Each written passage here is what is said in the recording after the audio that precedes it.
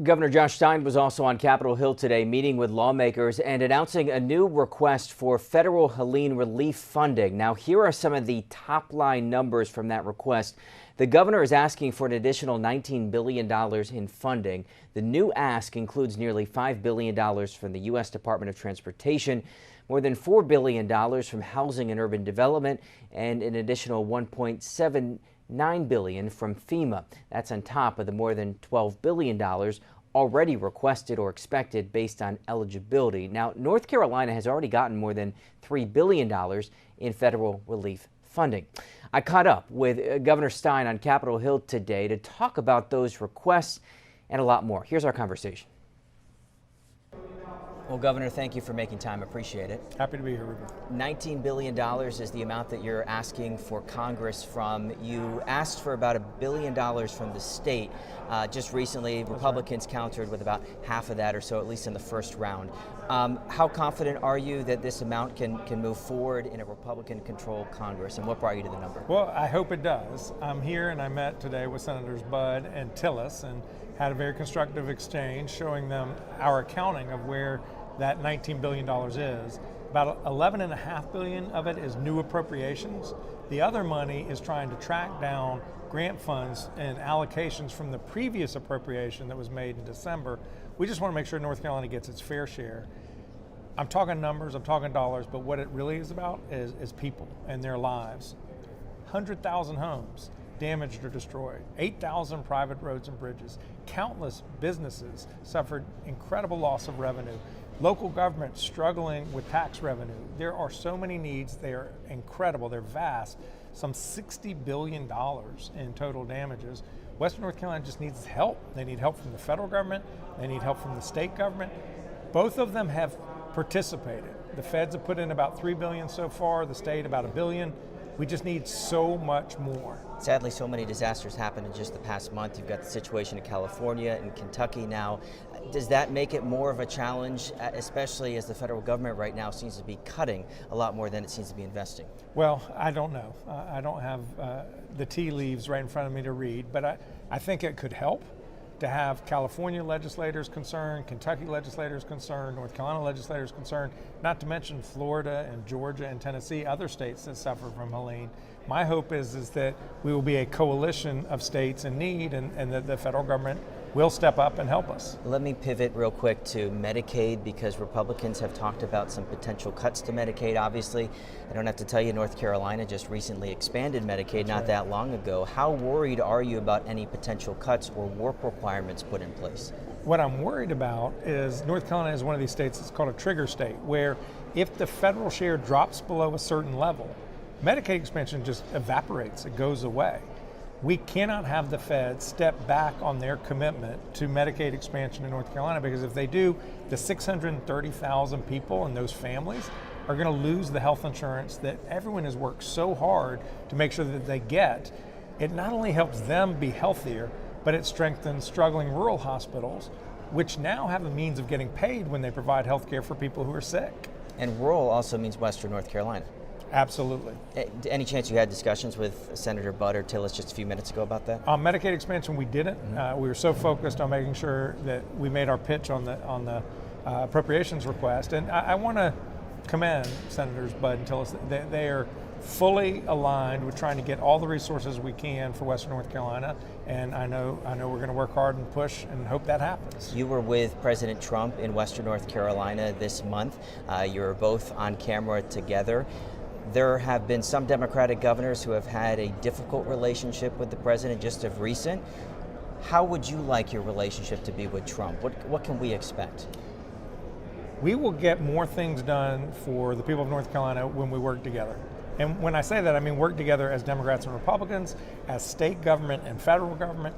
So where we are aligned, and we are aligned in trying to help Western North Carolina come back, I'm gonna be there right with him. If he does things that somehow hurt North Carolina, like cutting NIH funding, which is critical to the economy of of the Triangle and all of North Carolina, or if they do follow through with these Medicaid cuts that end up hurting the lives of hundreds of thousands of people, I will be heard, because my job is to fight for the people of North Carolina, and I hope to be an ally of President Trump when he is here helping as well and not hurting. It's a tough relationship, though, isn't it? I mean, you're walking a tight line and sort of picking your battles, as we've seen.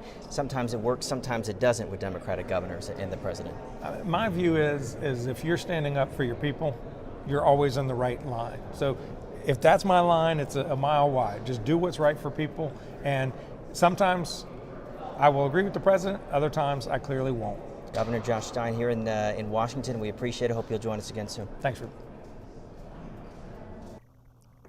All right, now we weren't able to get it in the interview, but Governor Stein will now also serve in a new national post. Last night, President Trump announced the new members of the Council of Governors, with Stein set to serve as a co-chair.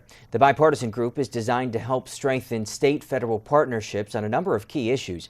Governor Stein will lead the council with its other co-chair, up north, Republican Virginia Governor Glenn Youngkin. Time now for our first break. Democratic governors don't always enjoy a cordial relationship with President Trump. We've already seen that play out here recently. Not necessarily for North Carolina, though. We're going to take a closer look at two other Democratic governors in the country, the lessons learned from how they've interacted with Trump and what more we can expect. That and much more coming up on Capitol tonight. Stay with us. We'll be right back.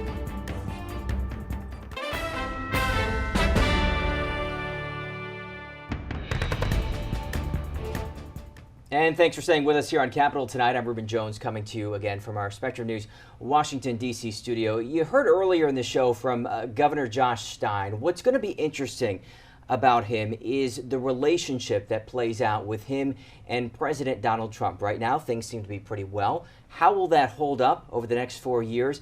We're going to take a closer look at that. We're joined by two guests here, two colleagues of mine, Cassie, Semyon, and Kevin Frey, Spectrum News Washington reporters.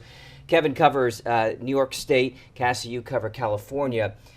These are two much more Democratic states than North Carolina, but it's going to be interesting to see how Democratic governors as a whole cooperate with Trump. Kevin, I want to start with you because typically there is a little bit of a honeymoon period for any lawmaker, any politician who gets into office. That honeymoon period seems to be over in terms of Kathy Hochul's relationship with Trump. Well, and I think it's important to also note that this is Trump 2.0. So a lot of these governors, even if it wasn't them in office, they at least have predecessors that they were able to watch how this played out the last go around, and so they've adopted their strategy. And so it seems to be part of the approach for Democratic governors writ large, but also with Governor Hochul, was to try to court Trump to the best of their ability, stay on his good side. For New York, for example, that means that they're trying to avoid some of the issues that they ran into the last time, when Trump, among other things, imposed a cap on a key tax deduction that New Yorkers rely upon, and also slow-walked a key tunnel that needed to be constructed under the Hudson River so that Amtrak doesn't have constant delays.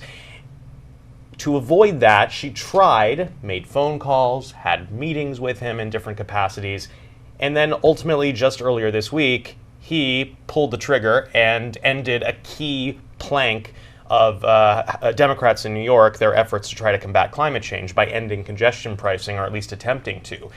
Hochul came out swinging yesterday and basically blasted him as putting New York under the bus as roadkill.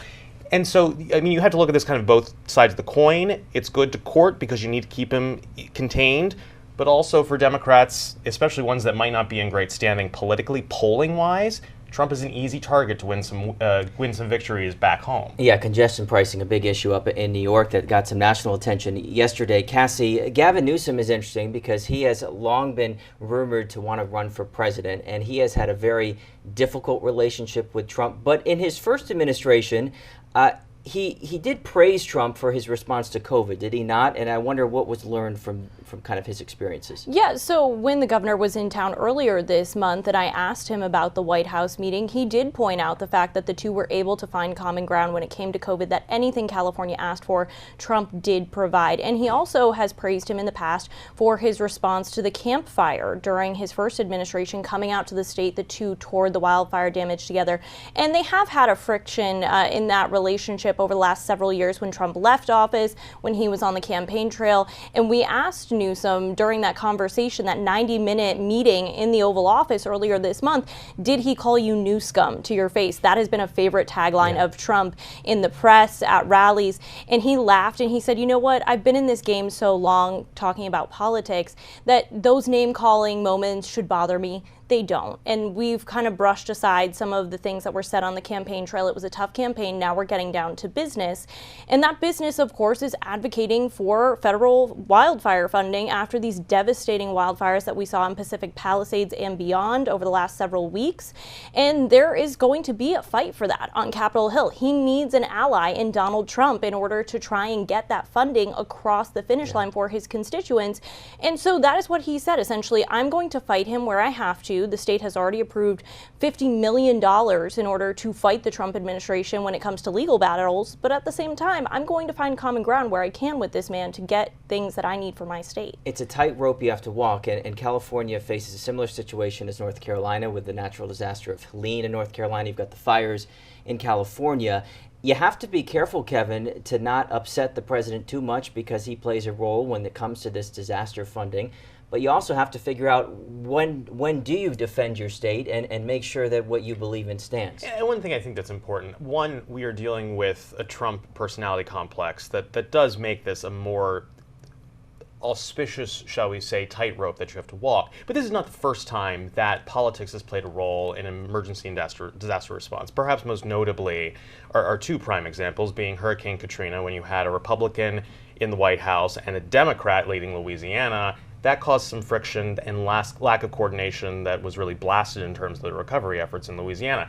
In the Northeast, after Hurricane Sandy, also friction between the White House and some of those, between the local entities and Republicans in Washington, particularly on Capitol Hill.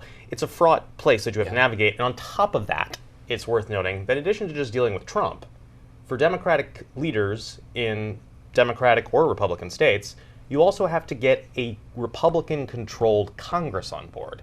And that is perhaps the even more difficult task. And so it pays dividends when it's a MAGA Congress to have Trump on your side. And we don't have time in this segment, but a lot of these states, most of them I believe, have basically lobbyists here in D.C. that work with Congress to make sure that the causes of the state get advocated for in Congress. You know, Cassie, all the governors, most of the governors are in town this weekend for this governors meeting. What have you heard from the Democratic Governors Association in terms of how they're going to deal with Trump? Yeah, so when I spoke with one of their strategists, it was really that same approach that we saw with Governor Gavin Newsom, right? We're going to work with this administration where we can, but we will also push back in the courts when we need to. We've seen that play out over the last several weeks, whether it's Democratic states fighting the federal funding freeze or proposed cuts by DOJ. We've seen, state after state after state file lawsuits against the Trump administration, but at the same time, look at Andy Beshear earlier this week thanking President Trump for his quick response, a Democratic governor in a Republican-led state when it comes to the state legislature. But he thanked Republican President Donald Trump for coming to his aid, getting that disaster declaration when so many Kentuckians were in need. Kevin Frey covers New York. Cassie Semyon covers California. Two great reporters and two good friends as well. Thank you for your time. No problem.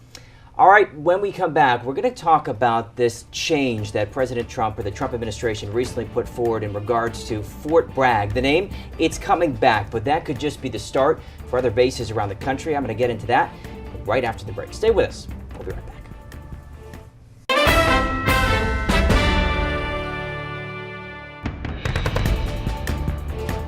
Welcome back to Capitol Tonight. I'm Ruben Jones. The Trump administration's decision to reverse the renaming of Fort Bragg in North Carolina, it's likely just the beginning. Defense Secretary Pete Hegseth says the names of Confederate leaders that have been stripped from other installations around the country could also be restored.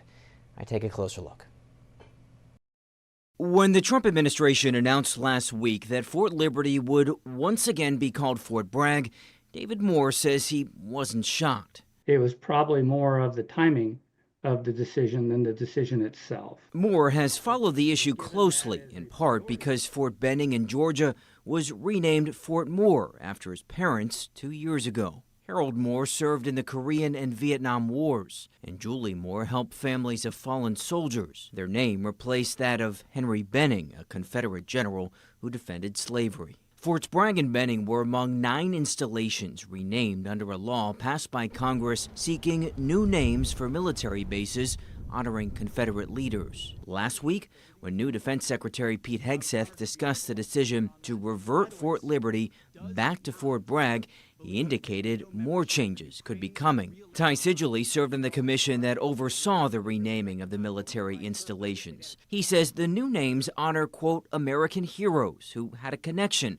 to the bases or the surrounding communities, and that removing those new names would be a mistake. Republicans were in charge of the Senate when this bill passed. So this was something that wasn't just done by some woke group, whatever that may mean, but instead it was done by the United States Congress, and we executed that mission. Hegseth says bringing back the old names is about restoring the legacy Americans have associated with the bases for decades. But reverting the bases back to their original Confederate names would likely need congressional approval. In the case of Fort Liberty, the Trump administration sidestepped that requirement by finding a different Bragg to honor. Roland L. Bragg, a World War II hero. David Moore says he hopes the Trump administration remembers the contribution of those inspiring the new names before deciding to revert back.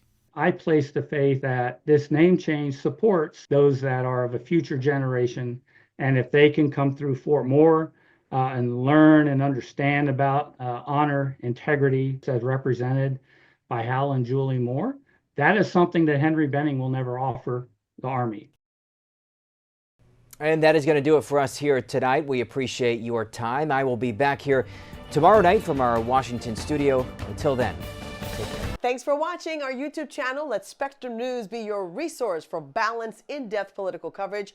And click the subscribe button here. You can also download our app and watch us on TV to learn more about the candidates, where they stand on the issues, and more. We'll see you then.